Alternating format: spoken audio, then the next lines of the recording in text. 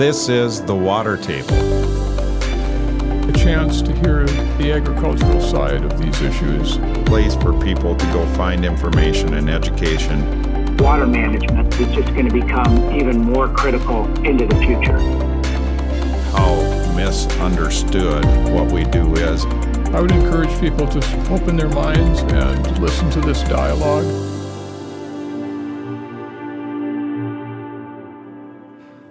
Welcome to the Water Table Podcast. Today I have a guest with me, Tony Kime. Tony and I go back over 20 years. We were just visiting before we started the recording about how long it's been, and we can talk about that. But it was in the 90s, probably mid to late 90s, the first time we met. And Tony has a long history in the plastic pipe industry. His family his father started the company Big O up in Canada, in Ontario. After that, they sold that company in the mid-90s, and Tony went on to continue in the industry, owns a company, Profile Pipe. That company was a company that he sold equipment from, both new and used equipment. Tony had another company after that called Adescor. Adescor was a company that manufactured downstream equipment for the plastic pipe industry. And most recently, and still, Tony's in the manufacturing business, owns a small company called BlueWater Pipe in Ontario, is a managing partner in that. And Tony just has a lot of knowledge about the plastic pipe industry, water management, is an entrepreneur, and wanted to just visit with him about a little bit of the history of North American drainage and about what he sees coming up in the future. So welcome to the podcast, Tony. Fun to have you on. Jamie, thanks for asking me. I've got to say, your family have been a big part of my career, or certainly I've known the Duininck family for a long, long time, and even prior to knowing you and Jeremy, a guy named Steve Rowe was involved in the industry and took me back to my late 20s when I started in the industry association. So Prinsco's been around for a long time, and good for you stepping up to communicate all the great things about drain tile. Yeah, it's been a lot of fun as over the years, been so many conversations with people like yourself, people in the industry, people working at Prinsco, just about how misunderstood our industry is, about how people don't know what water management is in agriculture or tile drainage, and this suggestion came to me that we'll do a podcast, start talking about the issues and just get information out there to educate. And it's been really fun for me to do because I get to talk to people like you that I've known. We get to talk about things that we're both passionate about what we're passionate about in the industry. We get to get information out there. And, time ends up going fast. This is probably, I think, number 53 or 54 every other week. So we're going on 2 years here pretty quick of always having topics to talk about. Who would think that you could come up with 50 different people to talk to about water management and agriculture? But it's pretty easy when you've been in the industry and you're passionate about what happens. So, and you're one of those guys that whenever we get in a conversation, there's a couple of things that people should know about Tony Kime. And one is he's passionate about younger people in the industry. You were once a young guy in the industry, and you were still passionate at that time about the younger people than you and getting them involved and engaged in the industry.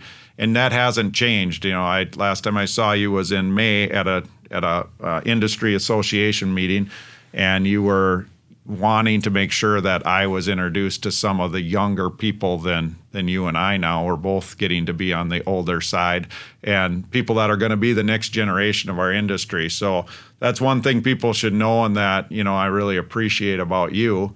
And then just your passion for what the industry can be, what it can do in the future, what the opportunities are, is another thing that is evident in every conversation, is kind of that entrepreneurial spirit about what if we did this, what if we tried that, and it always makes for a robust conversation when you and I or you and others are talking. So thank you for that, for what you bring to the industry. How close is too close when you're doing drain tile spacing? But you used a word, you touched on a bunch of things that are super fun for me now. sort of as I'm at the part of my career where I get to pass my experience on to young people, but use the word misunderstood. And that's a word, I think the farm industry in general, but even tile drainage, it is fully misunderstood as to the benefits that it brings to the general environment, and that it is a best management practice for water quality. And there's so many components that farm drainage helps do that people just don't understand. Our industry we just don't have enough feet on the ground to get out and communicate to everybody the reduction of surface runoff, dirt flowing into creeks and rivers, the actual reduction of nitrogen, because we slow the release of nitrogen down by eliminating surface runoff into water courses. The best management practices of allowing farmers to better use their fertilizers by multiple applications and not having saturated soil conditions. And there's point after point after point that has been well studied that shows why farm drainage is good for the environment. Yet we get painted in the corner so many times about bad nitrogen coming out of tile outlets, but not compared to what other things would happen if the tile wasn't there. So, So misunderstood. That word just popped out at me when you used it in your prelude there. Well, it's true, and let's stay on that for a little bit. When you look at, you just named all the things that we've talked about in our industry for years around what the message we need to get out there. But as time goes on and as public perception changes and things, we're even talking about things like carbon footprint. You can grow more bushels on less acres when you have a proper drainage system in place. You're going to run that tractor across those acres whether you have drainage or not. So if you're going to get 100 bushels an acre or 200 bushels an acre, you're going to use the same amount of carbon, same amount of fuel, same amount of labor, all of those things. So why not grow more with less? And that's what we can do. And then in so many of these communities, and it struck me back maybe a year and a half ago, pretty close to the beginning of this podcast, I interviewed Peter Derbyshire, who was a colleague of yours in Canada and was the editor of Drainage Magazine and retired now. But one thing I talked about was I remember it vividly because it was the first trip I went on after my first child was born, and she's a little over 21 years old now. So it was about 21 years ago in June. I went and saw Peter Derbyshire in Ontario. And what struck me about that trip was how agriculture how it goes from, the Ontario, the I states, Illinois, Indiana, and Iowa, and has moved west. And you can just see the wealth of those communities in Ontario and in Ohio and Indiana and Illinois being way ahead of Minnesota, the South and North Dakota. And a lot of that's because they had the proper water management systems in place long before we did here. And it just creates wealth for communities. And when you create wealth for communities, as well as I do what happens. It grows those rural communities. It builds churches and schools and hospitals through tax bases. And it's just much more powerful than just the farm. And that just hit me when I went there 21 years ago, as Ontario is the epicenter of subsurface water management in North America, not necessarily in Europe, but in North America. And because of that is a big part of why they are ahead of where we're at in the States.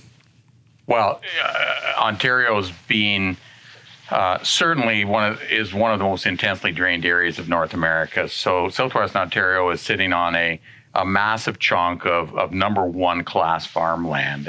And even though we don't have that beautiful black dirt that you get in Indiana, Illinois, if I'm going east to west, but area, we've got water, we've got the right pH, we've got clay-based soils, we've got heat. So we've got all of the things of the 30 points that you do to rank farmland, that makes it fantastic growing. But because of the clay soil base we've got here, water does not get out of the soil quickly. So Ontario farmland has had to be drained intensely to get the productivity that's available out of the land. And that continues to go. I remember my dad sitting around the boardroom table with the team wondering when it was going to run out. This is 30 years ago. Boy, it can't last. How can we keep selling tile? Today, I've got a small plant with my partner, Elaine Poirier, in the Salino Group in southwestern Ontario, and we continue to drain farmland that was drained 30 years ago. Or there's still land that hasn't been drained. But the value of the land, and you touched on the economy of drainage, we're dealing with $30,000 an acre land in Ontario, and certainly in the areas that we have very intense drainage.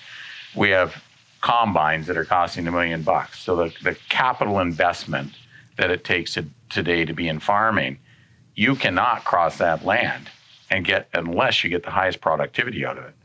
And drainage is now known to up here to be, if you don't have it, why run across it?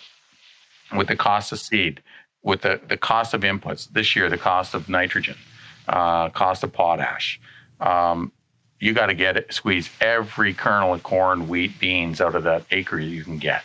Yeah, and in whether it's Ontario or whether it's central South Dakota, central North Dakota, where some of the cheaper land is throughout the North American Corn Belt,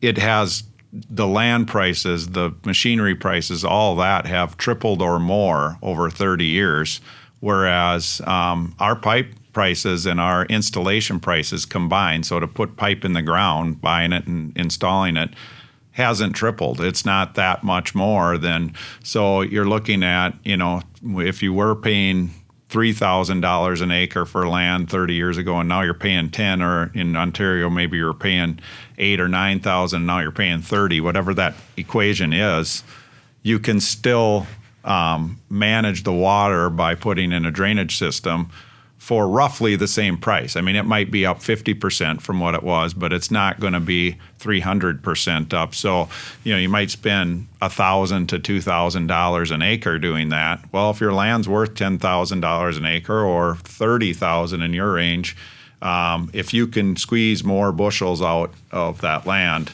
it's far better to manage that land than to just go and buy more. Yeah. Well, with the cost of inputs, and I haven't seen our industry yet come up with a really cool spreadsheet that would look at input cost, land cost, and then cost of drainage. But I think most of us who know the numbers or get to see them often enough know that the return on investment, no matter what the land price is, it's a no-brainer. You've got to have intensive drainage. In Ontario, that means 20-foot spacings. We've got 10-foot. I've got customers doing 10-foot spacings in organic fields because it allows wheat, but believe it or not, organic hay with 10-foot tile spacings underneath it. Why? It's keeping the weeds out. Alfalfa likes dry feed. Okay? That's a lot of money, but they're getting a lot of money off the value of that crop. Okay? And they're in super, super tight clay. These guys are seeing intensive growth 5 feet away from the tile runs. My farmer who does this said, fair enough, I'll do 10-foot spacings. So he puts his own tile in. So he does have the benefit of not having the installation cost other than his time and labor and his kids learning a lot of stuff. But he does it every year. He's putting 100,000 to 150,000 feet of pipe in and plugs away at it. So anyway, it's just there's so much. It's just, at least in the Ontario market now, it's just accepted. If you own land and it's not down at a 20 to 30 foot spacing, you will continue to split tiles or put brand new grids in. And that's just what's happening in Ontario, and I don't see any reason it would stop.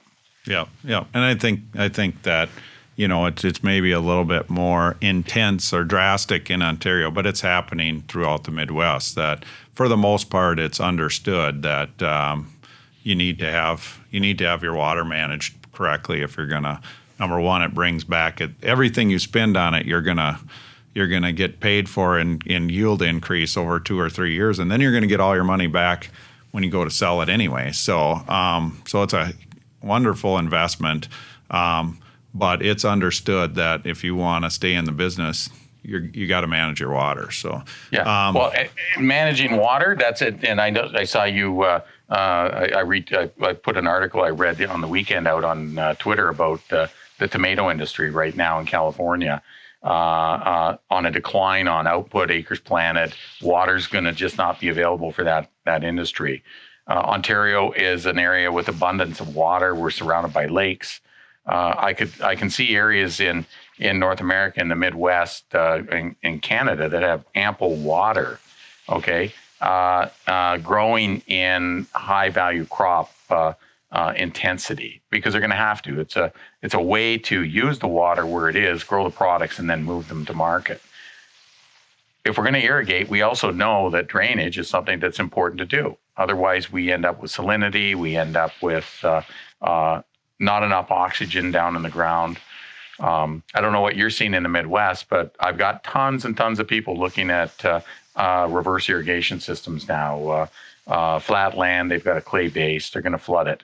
So they've got access to water. So there's all of these innovations that are in front of us that will create work.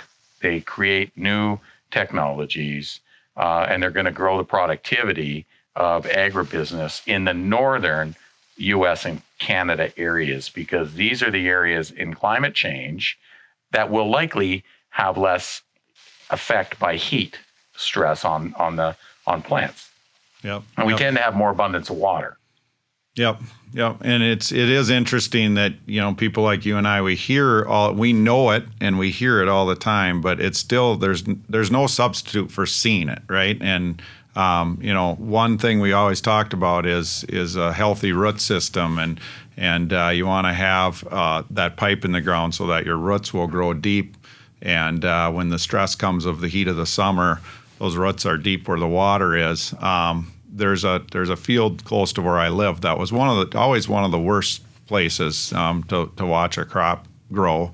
And a few years ago, they tiled that whole field. And this year was kind of the perfect year to watch that, because we had a very cold, wet spring. Probably didn't get planted, and I didn't actually look at the date, but almost everything got in, between May 25 and June 5. So it was very late. And then it turned dry and hot. And because if that field hadn't been tiled, that root system wouldn't have had to grow very deep because it would have been saturated there. But it was tiled, pulled that water table down, forced the roots to grow early in the cool. And it's the best field on that road. You look at it now, and it's pretty amazing. And if you go just a mile and a half north, there was a farmer had taken out a hedgerow in the back of the field. So he had trucks driving across the field in the same spot all of last fall. And you look at that and you can just see where that road was, because, last time I went by there a week ago, that was the only part of the field that hadn't tasseled yet. So again, there's another one. We talk about compaction being an issue, and you can see that issue so evidently, when you see it out in the field. And these are big deals when you're talking about high-priced land. If it hits 10 bushels an acre here and 15 there for these different practices, it's why you need to do this. So I just wanted to share that, because I knew you and I have talked about this stuff all the time. It's just there's no substitute for seeing it. Yeah, well, you and I live this, right? So right. we anyway, it's kind of cool. Always love getting together with you when we just talk about this. But you're talking about root depth, root system. You also talked about carbon capture in a comment earlier. So if we've got a nice, dry, well oxygenated soil, we have roots, a massive root system, 24 inches deep, and this is fiber and organic matter that is getting down in our soil, good soil health, but we're getting carbon down in the dirt, okay? And there was a recent article in a magazine I wrote that talked about the amount of carbon capture that's happening in grasslands, okay? But every root system that we can promote high density healthy root systems is helping us get CO2 out of the air. Yep. And we're gonna see a lot more of that. I talked about that on my last podcast, actually. But the MPCA in Minnesota Pollution Control Agency, is targeting 70% of farmland have cover crops on it by 2030. Now, I haven't dug into that. I just heard that a couple weeks ago to know, what is their plan? How are they going to do that? But I think we're going to see that change rapidly. I mean, we're already seeing from 5 years ago to today a lot more cover crops. But and that's really what we're talking about. Again, it's more just getting more roots in the ground.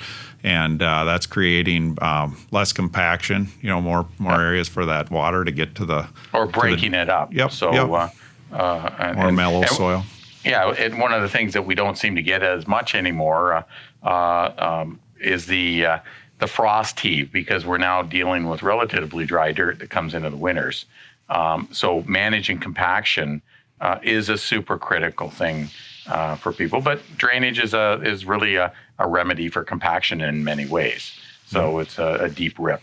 So anyway, a lot of discussion as to why everything grows so much better under a tile run. Certainly the tile's there, but we've also done an awful lot of upheaving of the soil when we do this. Yeah. Well, Tony, let's switch subjects a little bit and talk a little bit about your history. And you do have quite a history in this industry, as your family was really one of the first to get into the plastic pipe side of agricultural drainage, and I think the first in Canada. But tell me a little bit about that. What the timing was of that, when others were getting into it, and then what that was like from the standpoint. There was a real frenzy back then because it was such hard work to put in clay pipe or concrete pipe, and now this revolution of plastic pipe. Just tell me a little bit about that. Oh, well, and I'm not going to get all the years right, but Big O, or my dad had an opportunity to start a tile plant back in 1966.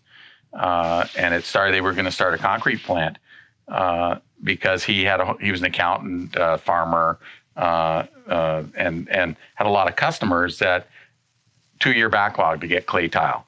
So he thought, okay, we'll start a little concrete pipe plant making 1-foot concrete or 18-inch concrete.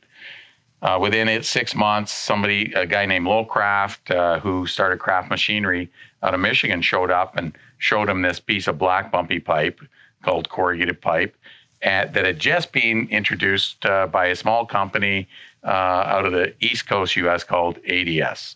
And my dad looked at it and said, "Oh my gosh, we made a mistake. We need to make this." So canceled they put the deposit on the concrete line, canceled the order, flew over to Germany, bought a Reifenhauser corrugator.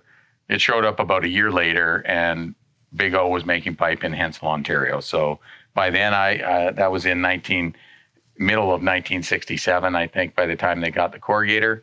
I was 7 years old at the time, so got to go up there on the weekends when Dad went up to do the books.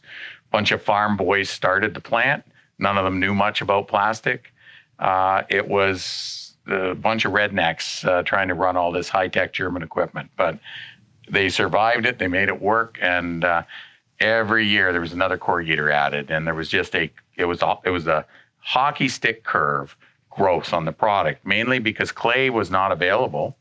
They couldn't make it fast enough, and plastic could be put in a little bit easier. Now, during those days, it was wheel machines, spiker trenchers, Buckeyes. There's a long list of the wheel machines that were out there, bucket machines digging dirt. But the drainage plow got invented, and I should know all the names on this, but this happened down in Ohio, and you may have the history of this one a little bit better than me. A good friend of mine, Bill Altermat, was around as a junior student. Oh my gosh, Jamie, who's the engineer that was involved in this? It was a Hancock guy behind the scenes.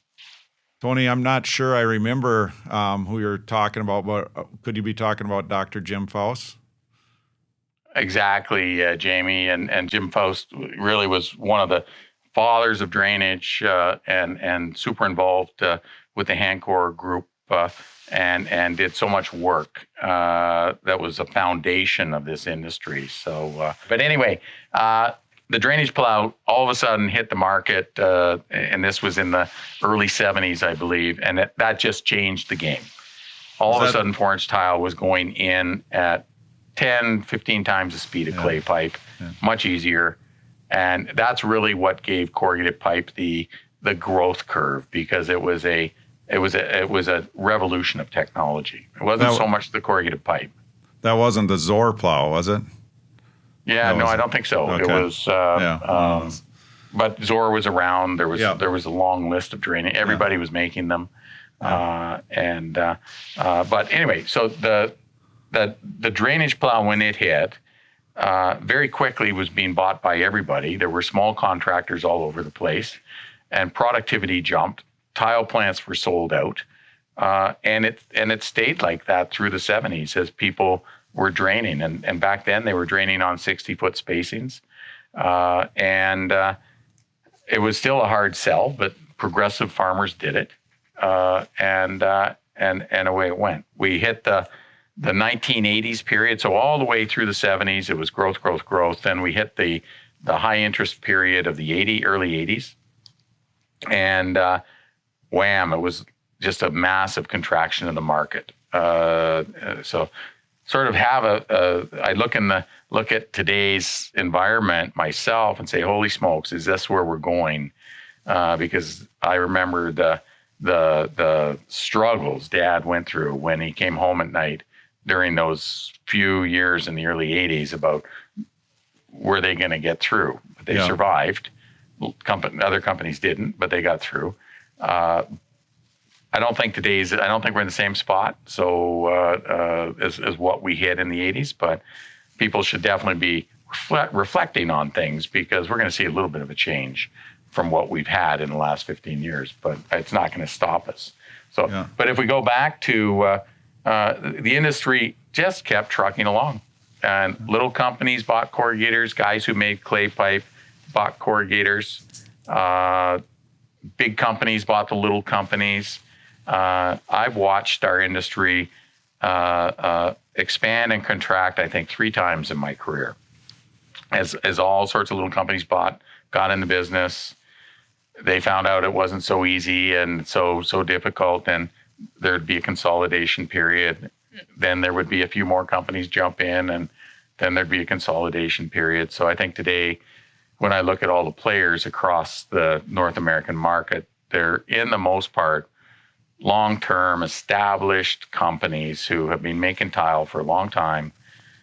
A lot of them are still based on family businesses. Prinsco certainly is a family business. Salino's a family business. My roots are always being a family. Look at it from that way. There's a good group of them still out in the north of Springfield Plastics, Fracco, Timewell. I know you compete against some of these guys, but these are all community-based groups that put back. So I think the corrugated industry have really done a lot, and that's not to diminish ADS, who's also out there as a leader. So I know at the community level, ADS does a lot at their plants as well. So when you put all the dots on the map in North America of our little industry, we have all of these highly successful manufacturing locations that employ local people, teach young kids how to work, teach them skills. They may not work for us forever, because sometimes working in a tile plant is pretty tough. Yeah. But you train them, you teach them. There's nothing better that I've seen is when I've seen kids leave my business and go on and be successful because they learned from us, and we taught them how to be good workers. So, and you have this scattered through the whole area. So when I look at our industry, we still make things in North America. So we're a, I won't say minority, but we're a group of small businesses who have maintained our manufacturing skills, have maintained the involvement in your communities. And Right. again, I know Prinsco is super involved in that. Yeah. My wife and I do the same thing. So, and I think it's fun. It's proud. I'm really proud to be that I've been in this career. I was lucky enough to land in it and stay in it. Yeah, and that's so true that an economy in my mind, an economy can't survive by just being a service economy. You need people that make things that really generate wealth for communities. It generates a tax base, and that as good purpose-filled jobs in that way. And so it's something that we think at Prinsco and even here at the water table on educating people and making them, helping them understand what we do is so important to all of that, to the pride of a community, to people that are looking for a career. There's great jobs in this industry. So I'm glad you mentioned that. Just move back a little bit there. You talked about the 1980s and how tough it was. I'll just tell you, and for our listeners, I enjoy not only podcasting, but listening to podcasts and podcasts. There's one called Escaping 1980. That's all about the farm crisis. If you want to listen to it, it's really good, about what happened and how it led up to and how good the 70s were. And it's just very interesting. And there's very different. There's things that correlate to what we're going through today, and then there's things that are very different, around how high interest rates went and things like that I don't see repeating the same way, but there probably is some things that will repeat. We've had a lot of good years now in a row, and as we all know, farming and the agricultural industry is cyclical. So we'll probably see some kind of downturn, but probably not, hopefully not, what the 1980s were. So I'm glad you mentioned that. The other thing you mentioned, Tony, just I gotta tell you knocked me off my chair there a little bit when you called Canadians rednecks. I'd never heard of a Canadian. I mean, they're usually hosers, not rednecks. We're the rednecks down here in the. Okay, well, look, when you turn a bunch of farm boys loose with German technology, you don't know what's going to happen. True. So, and you've seen that, and I've seen it, even in this day and age. And there's a lot of German technology used in our industry, and even today, we've got local young guys running it. So I don't think it really was a whole bunch of farm boys when Bigo started. I just had to mention that. I thought that was funny. So, but no, I appreciate the, and Big O is still around now in the form of its Armtech now, and still probably the largest producer of plastic pipe in Canada. I'm not sure about that, but for sure the largest producer of pipe with all their metal interests. And so you've got a great history and one to be proud of. And like you said, you and I connected dots all the way back to the mid 90s and through associations and different things. And, let's talk a little bit about, what I mentioned, you being an entrepreneur and really thinking about the future, and just always excited to talk about where you see the industry going, and talk a little bit about that and where you think the opportunities are going to be for our industry over the next 10 to 20 years. Well, I think that environmental stewardship is a responsibility all of us have. And from taking care of environment, there should be business opportunities. So if water quality, water quality is got to be a top priority in North America. Taking care of our water, taking care of our environment, taking care of our air. These are all things that and I know we need to pay attention to. And if we look at what we know about municipal infrastructure, we have tons and tons of water management techniques that are used in cities. I think that we're going to see them applied in the agricultural sector to better manage runoff. We have incredibly intensive livestock operations throughout our country landscape, and we're going to have water management systems built around these things.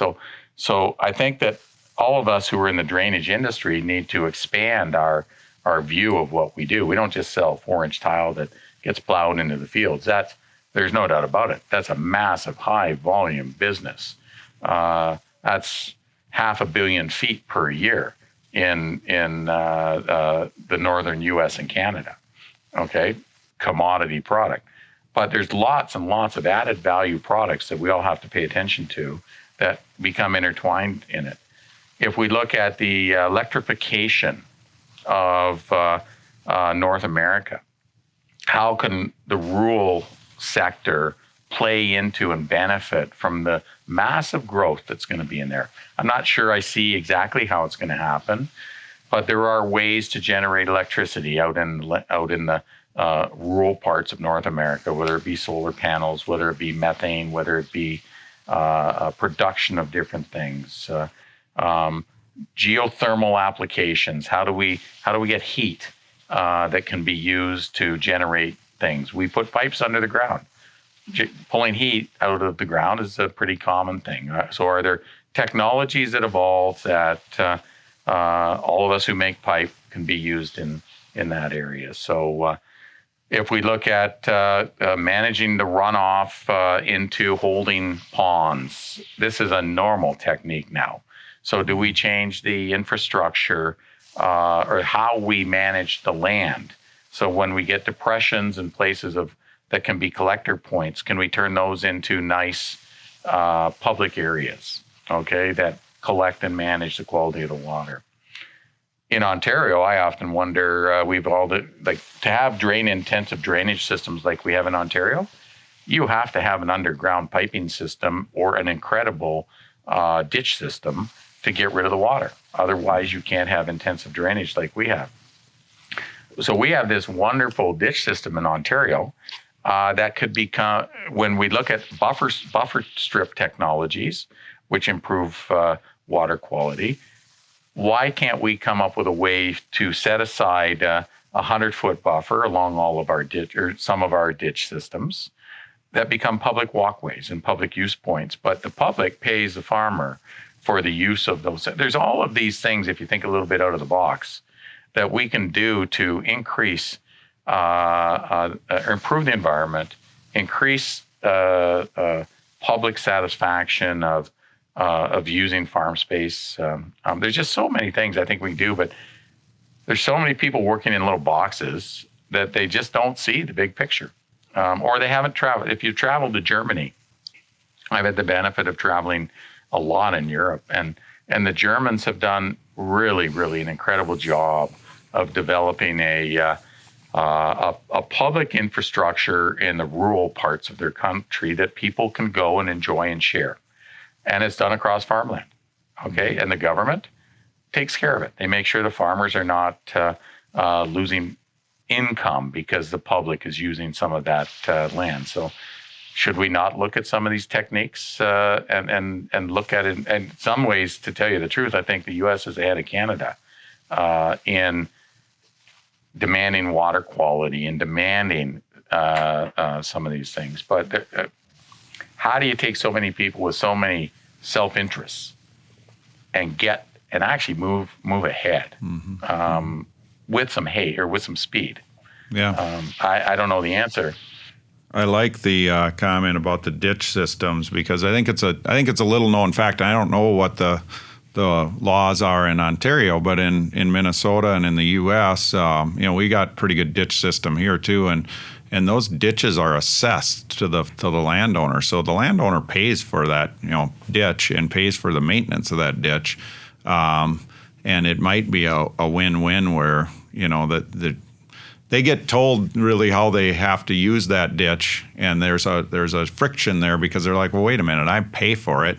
I should be able to kind of do what I want with it. But if we could change that paradigm a little bit and say, you know what, you don't have to pay for it anymore, but now you just got to let people walk on your land or use your land for recreational enjoyment, whether it's walking or hiking or bird watching, whatever that might be. That might be a win-win where the farmer can save some money and the general public can have some enjoyment out of it too. So I like that. And every time I talk to people about that particular idea, they say, "Oh, sorry, insurance stops it." Yeah. But it's easy. Government takes over the insurance of that 100-foot buffer strip, so it's not the farmer's risk, because as soon as you've got public use, you've got the risk of injury or the risk of something. Now, who takes over the insurance? But that seems such an easy thing to deal with. Right. Should not be a barrier to something like that. So, boy, if this podcast could stimulate some thinking in that area, that would be an incredible thing, because I think there is such better use of some of our areas that we could make for public enjoyment and good for farmers. It's funny you say that too, because it is interesting. You know, one of the things I've learned through this podcast is that we know who's listening and who's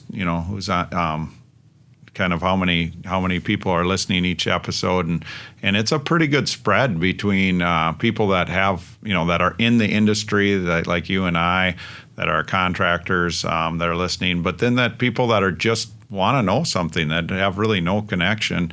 And you could be discouraged by that, because that isn't the audience we're trying to reach as our main audience. But actually, it is an audience we need to reach. And so I actually am quite encouraged by that, just so they have a knowledge and understanding of what we do. So when these conversations come up at a bar or at a coffee table about somebody being frustrated about a ditch system, they know that the farmer pays for it now, and maybe there's a better way to do it, because they just wouldn't know that, as an example. Yeah. So I'm excited about that, and the ability to share this with the general public, not just our industry. No, I applaud you for making the time to do the podcast you're doing, because getting the word out is really so important. And we're such a small group, and there's so many of us that are passionate about it and contributors. Yet we're running businesses, we're taking care of our families, we're involved in our community. So sometimes getting out there to really be part of the bigger solution is difficult. So anyway, how you connect all the dots, I'm not quite sure I've figured it out, but opportunities like you're giving me certainly helps a lot. Well, and I think as time goes on and as opportunities arise that need discussion in this forum, Tony, I'm going to ask you back, because it's fun to just debate something kind of live here on the water table, and hopefully it spurs thinking from people that are listening, and they reach out and talk to us about it. So that's what this is all about, starting conversations and educating. But thanks for your time today on the water table. Any last words for us of wisdom that you might have of your 40 plus years in the industry? We haven't talked about young people too much, but let's talk about that. I would just like to talk a little bit, if there's parents out there listening, or all of us, both you and I have raised kids. We both care a lot about our families. And as I look at people who in my career I've watched, what I've seen is that with the children, they have consistently tried to make them accountable for something. They try to get them up and have them do things every day, so they develop the pattern of doing stuff. And those kids who get to see their parents doing that as well emulate.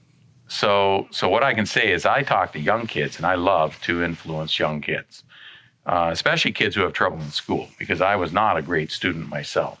But I say, pick something and stick to it, and get up every day and do the best you can, and do it over and over and over, and don't give up. And if you do that and take care of people, don't lie, don't cheat, and you will be successful. So anyway, I really like to help kids out who have been in trouble, and it doesn't always work.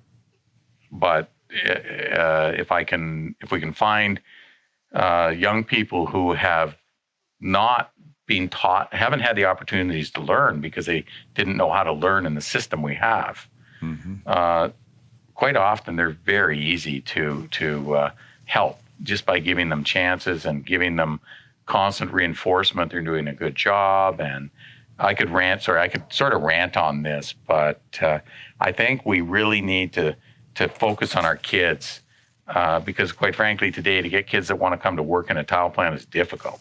Yeah. They just don't want to work. Yeah.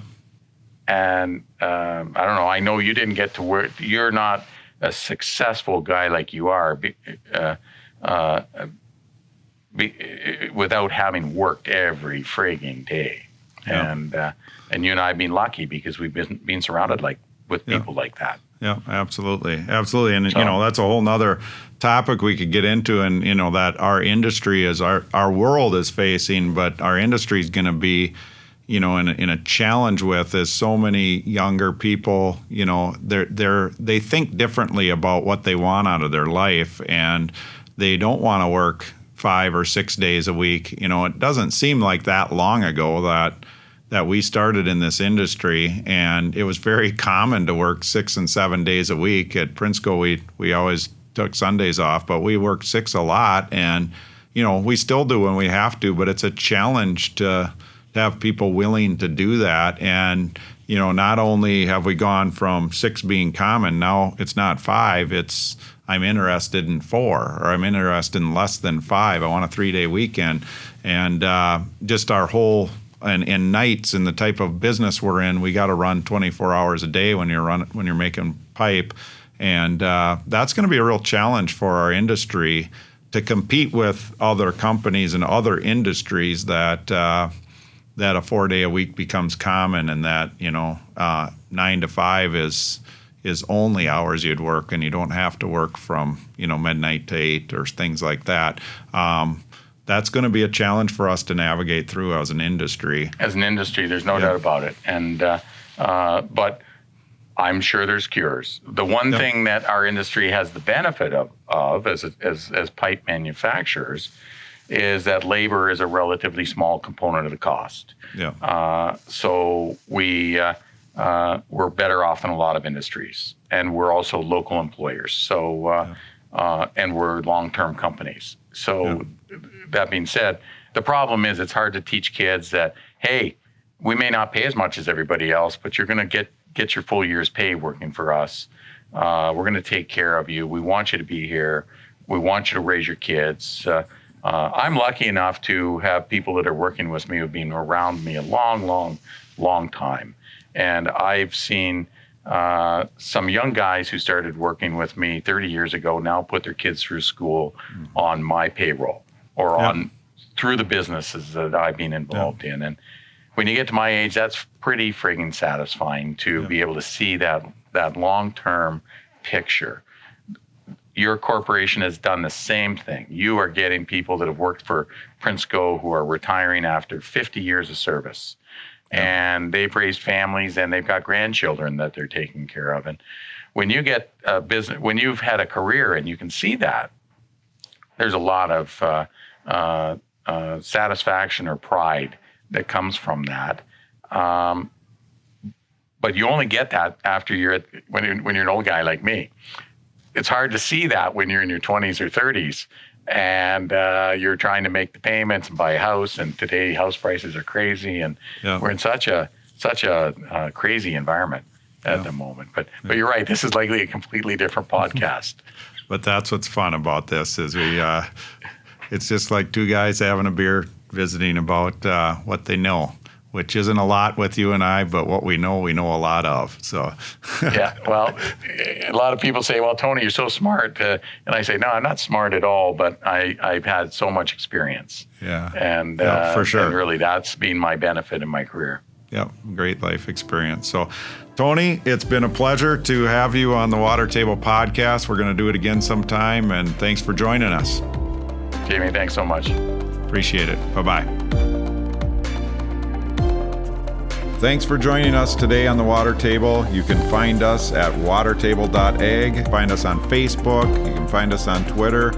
And you can also find the podcast on any of your favorite podcast platforms.